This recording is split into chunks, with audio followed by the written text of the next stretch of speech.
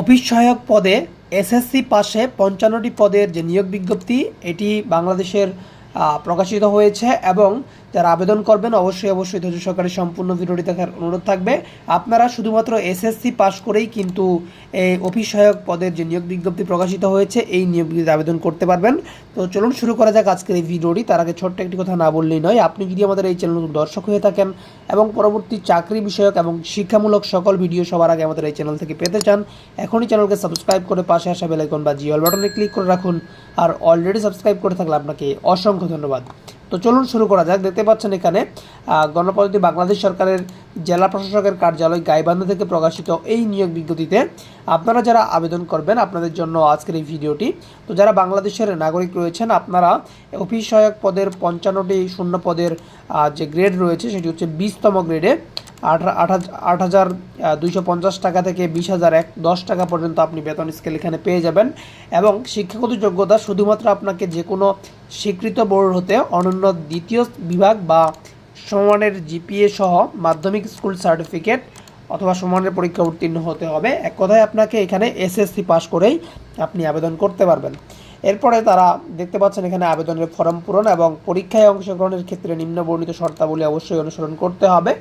তো প্রথমেই যে বিষয়টা খেয়াল করতে হবে সেটা হচ্ছে আপনাকে অবশ্যই জন্মসূত্রে বাংলাদেশের নাগরিক ও গাইবান্ধা জেলার স্থায়ী বাসিন্দা হতে হবে। এরপর রয়েছে প্রার্থীর বয়স। দেখতে পাচ্ছেন প্রার্থীর বয়স এই তারিখের মধ্যে 18 থেকে 30 বছর হতে আবেদন করতে পারবেন। সাধারণ প্রার্থীর ক্ষেত্রে যদি আপনি কোটাধারী প্রার্থী হয়ে থাকেন তাহলে 18 থেকে 32 বছর পর্যন্ত কিন্তু আবেদন করতে পারবেন। এরপর হচ্ছে এই নিয়োগ বিজ্ঞপ্তিতে শূন্য পদসমূহ পূরণে ভূমি মন্ত্রণালয়ের মাঠ পর্যায়ের কর্মকর্তা কর্মচারীরা নিয়োগ বিধিমালা অনুযায়ী 2021 অনুসরণ করা হবে। তো এরপরে তারা যে বিষয়টা সবথেকে বেশি জোরালোভাবে বলেছে সেটা হচ্ছে চাকরির জন্য আবেদন আপনি গতকালকে থেকে শুরু করছে। এক কথায় 30 মে থেকে শুরু করে 30 জুন থেকে চলমান থাকবে। 30 জুন বিকাল 5টা পর্যন্ত আপনি আবেদন করতে পারবেন।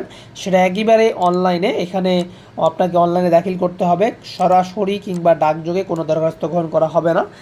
এই জন্য এটা অবশ্যই আপনাকে মনে রাখতে হবে যে আপনাকে অনলাইনে কিন্তু আগামী 30 জুনের মধ্যে আবেদনটা সম্পন্ন করতে হবে। এরপরে আপনার কি কি কাগজপত্র লাগবে সেটা যদি একটু খেয়াল করেন, দেখতে পাচ্ছেন সকল সনদ বা প্রত্যয়নপত্র লাগবে আপনার।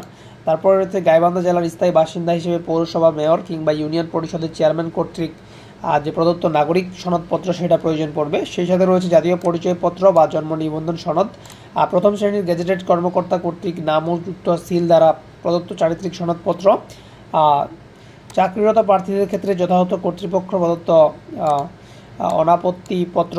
এরপর রয়েছে মুক্তিযোদ্ধা কোটার ক্ষেত্রে যে সকল কাগজপত্রের প্রয়োজন পড়বে সেগুলো তারা এখানে উল্লেখ করেছে।